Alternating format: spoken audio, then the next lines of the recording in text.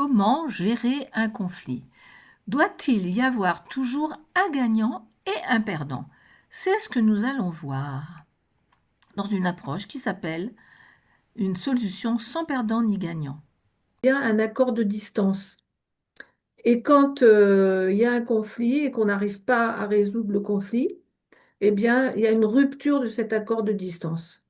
Et on peut s'en sortir sans perdant ni gagnant, on va le voir. Alors, le conflit, bon, je vous disais, je m'intéresse plus au conflit interpersonnel. Alors, c'est quoi un conflit? Ben, souvent, on a l'impression que l'autre veut chercher à nous détruire. Et nous, on en a tellement assez, on est tellement tendu avec ce qui se passe avec la personne, c'est qu'on a aussi envie de le détruire, même si on ne le fait pas. C'est-à-dire que ça se joue à la fois dans les mots, dans les regards, dans l'émotionnel. Le conflit, on peut le comprendre comme une opportunité de collaborer pour une solution commune, sans perdant ni gagnant, mais ça va nous obliger à regarder, je vous donnerai quelques outils pour ça, à regarder les besoins et les émotions. J'ai un peu parlé des émotions. Il faut savoir que quand on est en conflit, si on se met en colère et qu'on parle de ses besoins, l'autre n'entend pas nos besoins, il entend d'abord l'émotion. L'émotion prime sur les besoins dans la communication. Alors, les fondamentaux pour penser les conflits avec une approche non violente. Le conflit, c'est d'abord une divergence d'idées, d'intérêts et je dirais une façon de se représenter le monde différente. C'est-à-dire que si moi, par exemple, ben, on a un dessin d'un monsieur à gauche là qui pense en termes de petits trous crantés, il pense peut-être en termes de triangle, en termes de carré, en termes de points d'interrogation. Et lui, s'il pense en termes d'ampoule et pas du tout en carré ou en triangle, qui a rien en commun dans sa représentation du monde, ça va être très compliqué pour eux de se comprendre, puisque chacun va avoir des modalités de se représenter le monde. Au début, c'est ça qui fait que ça va faire un conflit, parce on ne comprend pas la représentation du monde de l'autre. Alors, je trouve que c'est important de faire la différence entre violence et agressivité. L'agressivité, c'est très très utile. L'agressivité, c'est quand je sens que l'autre dit ou fait quelque chose qui me met dans un ressenti de danger de mort, peut-être, même s'il n'y a pas des menaces, mais un ressenti que je ne vais pas pouvoir faire valoir mon territoire. En fait, l'agressivité, c'est utile, c'est pour l'affirmation de soi. La cellule, quand elle se développe, ben, elle se défend. Elle se défend comme elle peut, mais elle se défend. Elle s'affirme pour pouvoir trouver sa place. Par contre, la violence, c'est quand je sens que l'autre essaye de m'envahir ou essaye de m'imposer son point de vue, sa représentation du monde. Ça peut me faire monter en tension émotionnelle la plupart du temps. Et là, j'oublie que je veux m'affirmer, affirmer mon point de vue, affirmer mes besoins, affirmer ce qui est important pour moi. Et je peux éventuellement avoir envie de passer à l'acte, c'est-à-dire le détruire. C'est pour ça que dans les conflits, on va le voir, la première chose à faire, on verra qu'on ne gère pas un conflit au moment où ça éclate, au moment où c'est très difficile. La première chose, c'est de séparer les protagonistes, de les mettre en sécurité chacun pour qu'ils s'apaisent. Sinon, eh bien, essayer de se détruire. Mais en gros, c'est ça. Quand on se sent tellement mal par rapport à la représentation du monde de l'autre, ce qui veut m'imposer, on a envie de le détruire pour que ça s'arrête, le faire taire. C'est pour ça que les corps se rapprochent et qu'on cherche un peu inconsciemment une espèce de fusion pour le faire taire, arrêter ce qui se passe.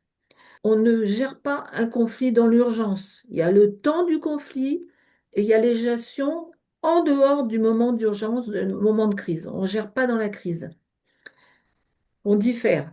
On peut différer d'un petit moment, mais de toute façon, on diffère. Alors, on va voir d'abord on va voir, deuxième point, comment décoder les signaux. Parce qu'un conflit, ça n'arrive pas par hasard. Ça vient souvent avec des signaux avant. Et puis, si on ne repère pas, c'est important de se dire que dans le conflit, il y a des signaux à la fois verbaux, c'est-à-dire les mots, mais non verbaux. Alors le non-verbal dans la communication, ça dépend de ce que les gens vont dire, mais c'est entre 60 et 70 ou 80%, c'est-à-dire la posture. Alors on va voir ça après. Par exemple, avant l'instant de crise, on peut sentir que l'autre personne, elle commence à être tendue, qu'elle va utiliser par exemple des mots du style jamais, toujours. Sa voix aussi va changer. Elle peut aussi faire des projections sur vous, sur l'autre personne, une posture fermée. Et puis au niveau non verbal, on va sentir la prosodie de la voix qui se modifie. Peut-être le ton va monter. Voilà. Et là, on peut se dire que c'est peut-être pas la peine d'essayer de rentrer en communication parce que la personne est déjà, s'il y a des signes comme ça, tellement en difficulté, on va chercher un endroit en sécurité pour pouvoir communiquer et par exemple, on peut faire appel à un tiers, c'est pour ça qu'il y a des médiateurs. Parce que quand, là, par exemple, on sent que c'est déjà très tendu, est-ce que cette personne va accepter d'écouter l'autre? On va voir que l'écoute est importante. C'est pas sûr. Donc, on va trouver tout ce qui va faire tiers.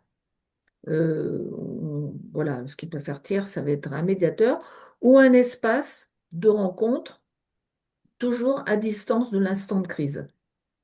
L'outil le plus puissant, le plus utile, alors moi quand faisais ces formations-là en présentiel, je faisais travailler les gens sur l'écoute reformulation. Ça, c'est extrêmement puissant. C'est-à-dire que on dit qu'on est sorti de l'instant de crise, on propose à l'autre personne de nous raconter comment ça se passe pour lui, quel est le problème, il nous raconte sa représentation du monde, les faits, et on va pas le laisser tout raconter, tout le fil, là. On va prendre le temps de reformuler pas à pas ce qu'il nous dit. Par exemple, si la première personne dit j'en ai marre parce que tu ne payes jamais les frais exceptionnels, vous allez dire, vous êtes concerné par le conflit. Là, je prends ce qu'on a évoqué tout à l'heure comme situation de départ. Vous allez dire, alors, si j'ai bien compris, je t'entends me dire, t'es énervé parce que je ne paye pas les frais exceptionnels. Est-ce que c'est bien ça? Et l'autre, il va dire, je suis énervé parce que tu payes jamais les frais exceptionnels. Alors, si j'ai bien compris, je t'entends me dire que tu es énervé parce que je paye jamais les frais exceptionnels. Est-ce que c'est bien ça? Oui. Dans cette phase d'écoute reformulation, c'est important de reformuler mot à mot, de rester au plus près de ce que la personne dit. J'ai fait ça des centaines de fois avec des tas de publics. Il y a beaucoup de gens qui reformulent en résumant, mais ça change tout. C'est-à-dire que chaque mot compte. Donc, quand on va être reformulé, donc l'autre, il reformule, il voit que il a été entendu. À son tour, il va dire sa version des faits, on va dire. Voilà. C'est un outil extrêmement puissant. Et si on peut faire ça, alors je ne vous le fais pas vivre, mais quand on vit ça, quand l'autre nous reformule notre représentation du monde ou les faits ou ce qu'on vit à ce moment-là, on va se sentir vraiment entendu et on va commencer à être moins sur la défensive. Moi, j'ai vécu une situation très, très tendue. J'avais à un moment donné un gros poste avec beaucoup de gens à gérer. Et un jour, quand je suis arrivée à mon bureau, j'avais enfin, une délégation. J'avais des gens en colère qui voulaient ma peau, on va dire. Et je, j'avais une secrétaire avec moi. Donc, j'ai pris une délégation. Je leur ai demandé de rentrer. Ils avaient des t-shirts, c'était écrit leurs revendications. Et j'ai dit à ma secrétaire, je vais écouter chaque personne et je vous demande de noter ce que je vous dis. Et donc j'ai commencé, mais c'est très compliqué parce que j'en ai écouté un, je disais à ma secrétaire, donc si j'ai bien compris, je vous entends dire, Nania, notez ça, etc., etc. Les gens étaient tellement tendus que ils se disputaient entre eux. Ils disaient, bon, laissez-la, laissez, écoute, dites ce que vous avez à dire. Et enfin, ils se disputaient entre eux, mais après, ça a été un peu long parce qu'ils étaient super tendus. Mais tout le monde, on est arrivé à un moment d'apaisement où les choses ont été toutes entendues, elles ont pu se dire, et après, j'ai pu, moi, en identifiant leurs besoins, en les reformulant, etc., trouver une solution pérenne que j'ai mis en œuvre le lendemain sur place, sur le lieu de l'entreprise. Voilà. Donc, si vous avez une occasion, même avec votre chéri, que vous vous disputez, la violence procède de notre incapacité à entrer dans le mode de représentation de l'autre. C'est-à-dire qu'on ne, l'autre, on n'arrive pas à comprendre ce qu'il raconte parce que c'est trop éloigné de ce que nous, on ressent. Alors, boîte à outils, je vous propose, il y en a plusieurs, hein. Moi, j'ai formé des gens à la médiation, mais là, je vous propose la méthode OSB, OSBD, pardon. Donc, la première chose, on y était avec les coups de reformulation, on va décrire les faits sans jugement, mais ça, c'est très compliqué. C'est pour ça que les coups de reformulation, elle va être, je dirais, presque un préalable. Quand on peut décrire les faits sans jugement, c'est que déjà, on a été entendu, on va peut-être, moi je mets en préalable les coûts de reformulation. En tout cas, l'important, c'est que chacun puisse exprimer sa représentation des faits avec ses mots à lui et son univers. Puisqu'en fait, le conflit, c'est deux univers qui s'opposent, on n'est pas dans le même monde. Ensuite, en deux, on va passer, j'en ai un peu parlé un tout petit peu là, au ressenti. Quand t'as pas payé, pour reprendre cet exemple, les frais exceptionnels, moi, je me suis sentie très mal parce que je suis à découvert déjà et je me disais, je me sentais mal, j'avais l'impression que j'allais pas pouvoir finir le mois et j'avais peur. Sentiment, j'avais peur, je me sentais mal. Ensuite, on va exprimer son besoin. Ben, j'ai besoin de savoir quand est-ce que tu payes pour que moi, je prends cet exemple, mon budget tienne la route et que j'ai pas de souci d'argent pour faire ce que j'ai à faire et m'occuper des enfants, si c'est le cas que la personne a les enfants.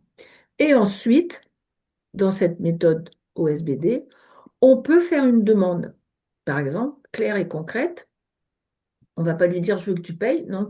Ben, je te demande de payer à partir de maintenant ce que tu dois et on pourrait peut-être faire un rappel après pour ce que tu n'as pas payé, qu'est-ce que tu en penses, etc. Voilà. Disons que la CNV, il faudrait qu'elle soit partout, sans jugement, mais quand on est en train d'exprimer ses ressentis, ses émotions, souvent on dérape et on quitte cette façon de communiquer tranquillement. Et d'ailleurs, il y a un sujet que j'aime bien aborder, c'est que quand les gens sont en conflit, ils ont un objet du conflit qui est, dans l'exemple que j'ai pris, les frais exceptionnels qui n'ont pas été payés, mais ils sont tellement en souffrance qu'ils vont commencer à s'attaquer. Oui, de toute façon, tu as toujours été comme ça, tu n'as jamais tenu tes engagements. Et l'autre va dire, oui, mais de toute façon, toi, tu penses qu'à l'argent. Et ça va être, à ce moment-là, on va dire qu'ils vont jouer au ping-pong. Et le problème, c'est que très rapidement, et on fait ça très souvent dans la vie, les personnes vont oublier l'objet du conflit et ils vont partir dans des attaques personnelles. Alors là, c'est grave. On ne peut pas résoudre un conflit en étant dans des attaques personnelles. Un autre modèle, c'est le modèle DESC. Donc, on retrouve la première chose, c'est décrire la situation objectivement. Je redis que l'objectivité, elle n'existe pas vraiment. C'est pour ça que je vais dire à l'autre et je vais être reformulé. Et là, on va voir si je suis entendue. L'objectivité, c'est très compliqué. Ensuite, exprimer son ressenti et son implication, ce que ça fait sur le plan émotionnel, les conséquences, les enjeux personnels. Ensuite, on peut dans cette méthode-là commencer, moi je trouve qu'il manque quelque chose, je vais vous le dire, on va commencer à suggérer des solutions. Pour moi, il manque quelque chose dans ce modèle-là. il va manquer la notion de besoin. Si je repère pas, c'est sur les besoins qu'on va pouvoir tricoter une solution sans perdant ni gagnant. Parce que si je suggère une solution sans prendre en compte les besoins de l'autre, par exemple, bah, écoute, je te suggère que tu payes demain tout ce que tu dois déjà, et à partir du mois prochain, tu payes ce que tu dois chaque mois. Puis la personne ne peut pas dire que bah, elle est en grande difficulté financière, que elle peut peut-être envisager de payer un mois sur deux pour les prochaines fois, mais ne peut pas envisager parce elle est, voilà, etc. Donc les besoins, quels sont les besoins de chacun? On va tricoter la solution en prenant en compte les besoins de chacun et en acceptant, non pas de rester dans son précaré, comme je ne sais pas si vous vous souvenez de cette image où on voit deux ânes, justement en communication non violente, qui sont attachés avec une corde. Et les deux ânes, il y a des petits buissons de chaque côté. Les deux ânes veulent aller manger les buissons. Donc chacun tire et puis comprennent vite qu'il faut qu'ils coopèrent. Parce que sinon, qu'est-ce qui va se passer? Ben, ils pourront pas les manger. Donc, comment ils coopèrent? Moi, j'ai fait un petit jeu. Ben, si ça vous amuse de faire ça avec vos conjoints un jour, vous vous mettez avec votre conjoint, vous prenez deux stylos. Je dis vos conjoints ou quelqu'un qui est important pour vous, avec qui vous avez des fois des conflits. Et vous prenez deux stylos avec des bouchons. Et puis, vous êtes dans une pièce et vous imaginez que vous avez un projet, par exemple, si je suis dans une pièce, je me dis, bah moi, tiens, il y a une chaise, je vais aller m'asseoir sur la chaise. Et l'autre, il a un projet, mais il ne vous le dit pas, chacun a son projet dans sa tête. Et l'autre, il se dit, bah tiens, moi, ce que je veux, c'est aller me toucher le mur. Après, on dit, OK, j'ai mon projet, on ne dit pas les projets, et on commence à essayer de réaliser son projet sans perdre le contact avec les stylos. Et comme il y a des bouchons, si on tiraille trop, ça lâche. Et c'est très intéressant de faire ce petit jeu-là. Pourquoi?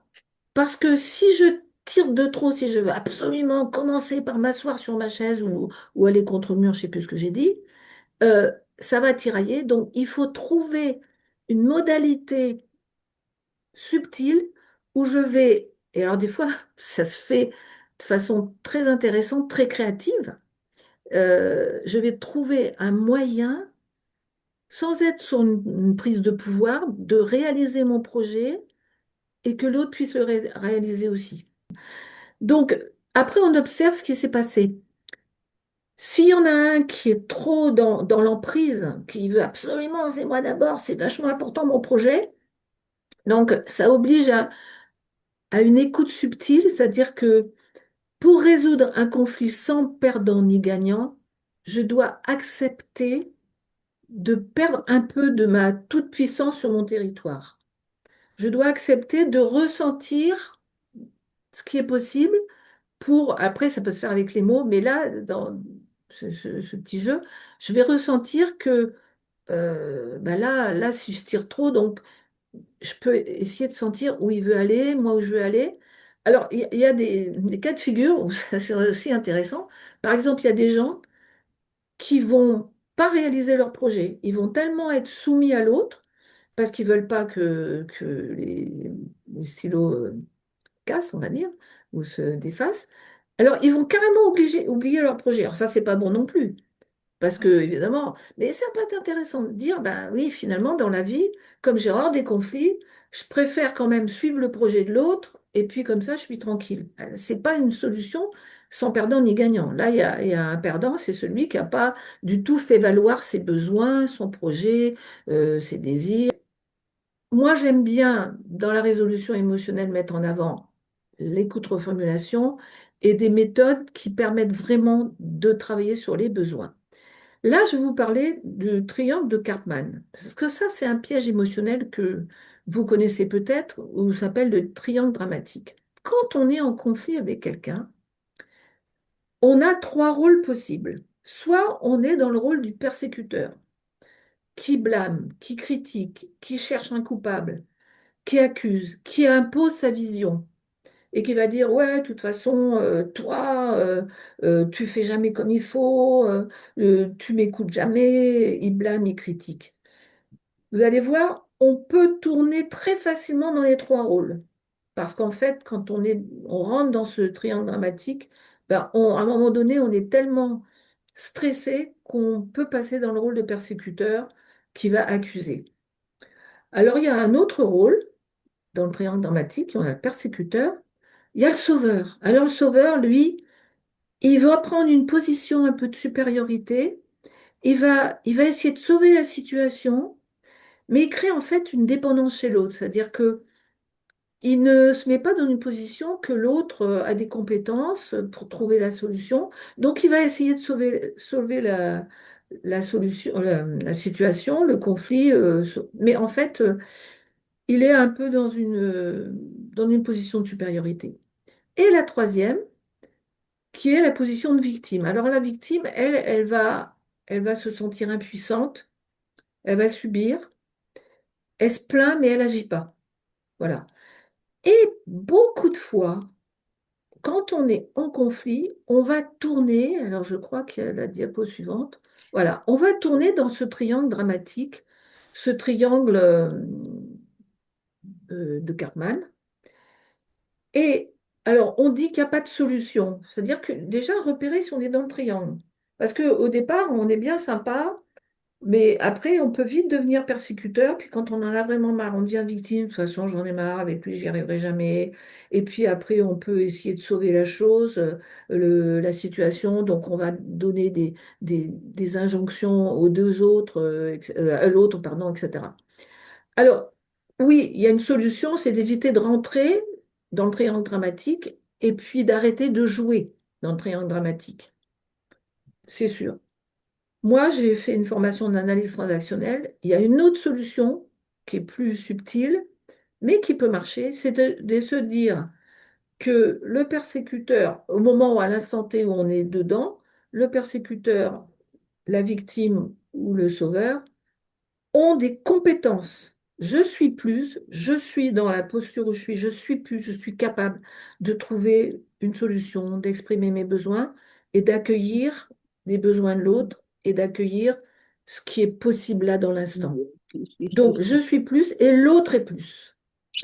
Et ça, c'est quelque chose qui marche, mais ça demande de changer de posture, c'est-à-dire ça demande de se mettre, on va dire, en mode adulte, adulte, adulte. Il y en a personne qui domine. Et là, moi, je trouve que la notion de besoin, elle est centrale si on veut sortir du triangle dramatique.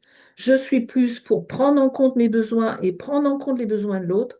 L'autre est plus pour prendre en compte ses besoins et mes besoins. Voilà. Enfin, c'est que quand on est enfermé dans le triangle dramatique, on est parti dans des prises de pouvoir des uns sur les autres. Moi, quand je fais beaucoup de stages, je pose le cas tout de suite, je dis message-je. Parce que, évidemment, dès qu'on commence à aborder des choses, les gens sont en désaccord souvent et c'est super. Et je dis, vous avez le droit d'être en désaccord, même avec moi, même avec les autres. Mais vous parlez en message-je. Et quand je parle en message-je, je dis, bah, moi, quand j'ai entendu Florian dire ça, je me suis pas sentie bien, je me suis sentie en colère.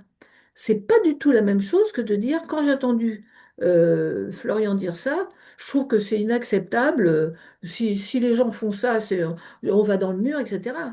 Donc, si je parle toujours de moi, c'est pour ça, là, c'est assez intéressant de le revoir comme ça. Si je parle de moi, quand je vis ça, ben moi, je me sens comme ça, j'aurais besoin d'eux, et je me dis que j'ai envie de demander, parce qu'en fait, après, on va aller vers la demande pour construire quelque chose. Mais rester en jeu, ça évite des jugements sur l'autre, et quand on est critiqué, on se ferme complètement. Si je parle en message-jeu, personne n'a rien à dire puisque je ne parle pas de l'autre, je parle de moi. Moi, parfois, je dis, j'avais dit à une dame qui m'avait dit, mon mari m'a dit, je t'aime plus. Puis alors, bon, elle était déballée, etc. Je lui dis, mais là, ça parle pas de vous, ça parle de lui. Ça parle de lui. Qu'est-ce qu'il a à dire sur ça? Quels sont ses besoins? Qu'est-ce qui se passe pour lui? Mais elle était, ouais, je suis nulle, il me déteste, machin. Non, il dit, je t'aime plus, mon cœur ne s'ouvre pas. Je n'arrive pas, quand je te vois, mon cœur ne s'ouvre pas. Vous voyez, c'est pas du tout pareil. Donc, quand je parle à ma place, alors ça, c'est ces histoires beaucoup de gens parlent sur l'autre et pas sur eux.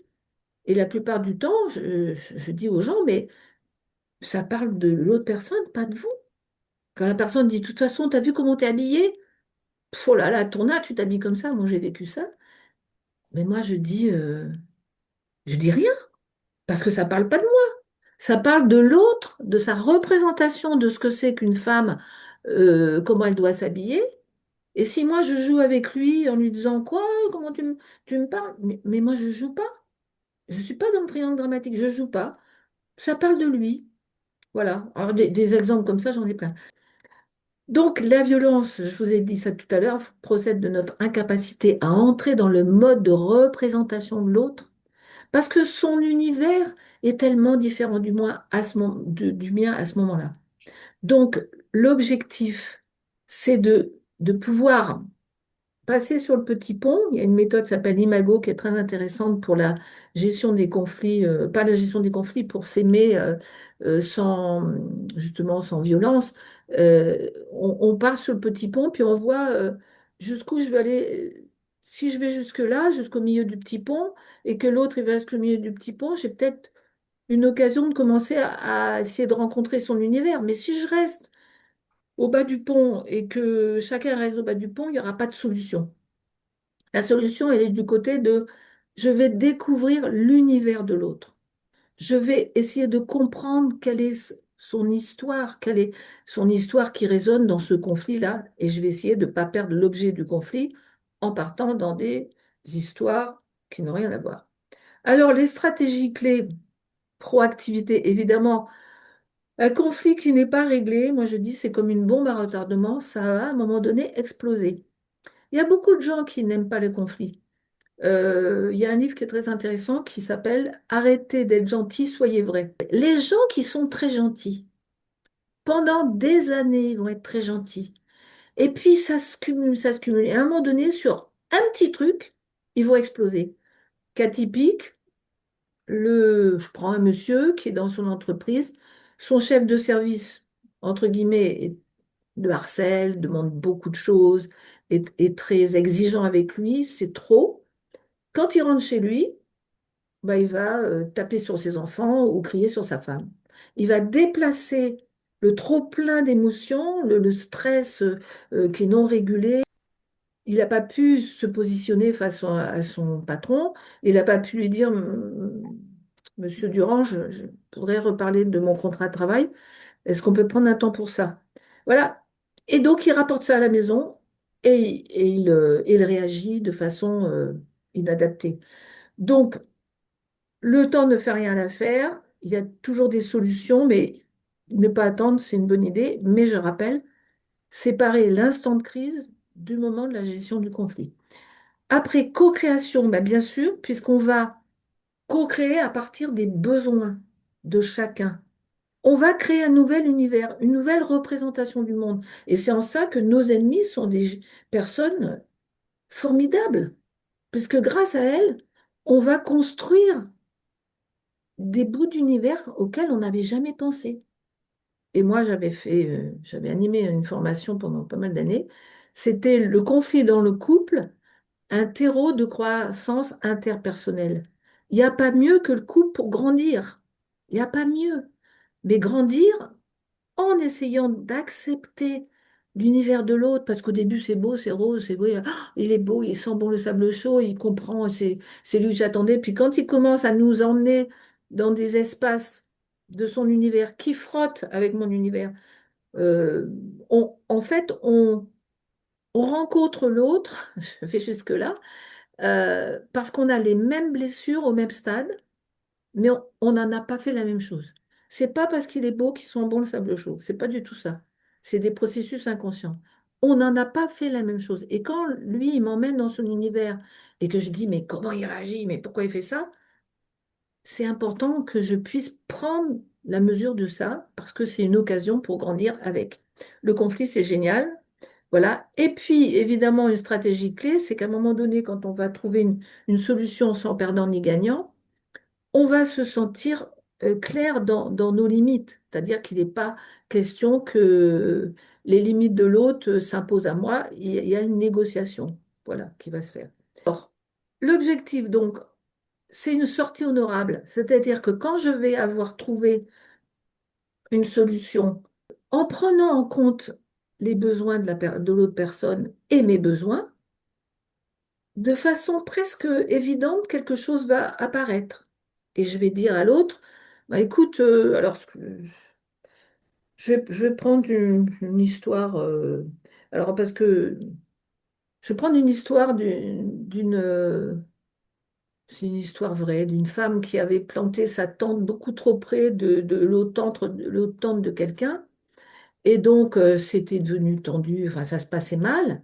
Et puis, chacun avait cette bonne raison. Et puis, en fait, quand ils ont commencé à, à voir les besoins, ben, il y avait une personne, une des deux personnes, c'est qu'elle voulait pas être loin des sanitaires. C'est pour ça qu'ils s'étaient rapprochés. Et puis, l'autre, alors, j'avais plus, il y avait une bonne raison. Mais en fait, en discutant, ils ont trouvé la solution, qu'elle pouvait ne pas être loin des sanitaires et que lui, il pouvait être proche, de je sais plus quoi. Et ils se sont mis d'accord et ils ont tous les deux déplacé leur tente et se sont aidés mutuellement pour déplacer les tentes.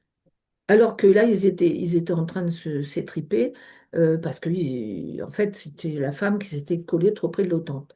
Et la première tente, elle s'était installée là, et sans peut-être anticiper, mais pourquoi pas, hein. Voilà. Donc, l'objectif, c'est une sortie où chacun se sent honoré, compris dans ses besoins, et la plupart du temps, c'est possible de trouver ça. Mais évidemment, pas sortir, rester dans l'objet du conflit et les besoins qui sont en même temps. Voilà, voilà. Alors, je propose de répondre à vos questions. Je vous ai mis ce petit dessin qui résume bien ce que je raconte depuis le début, c'est-à-dire que chacun a son point de vue. Qui a raison, le monsieur de gauche ou le monsieur de droite? Donc, je vous Merci. souhaite le Davantage. meilleur. Je vous souhaite de tricoter votre relation avec l'autre en vous ouvrant à son univers et en utilisant certaines pistes que je vous ai pu vous donner là. Et je vous remercie de votre écoute et de votre participation.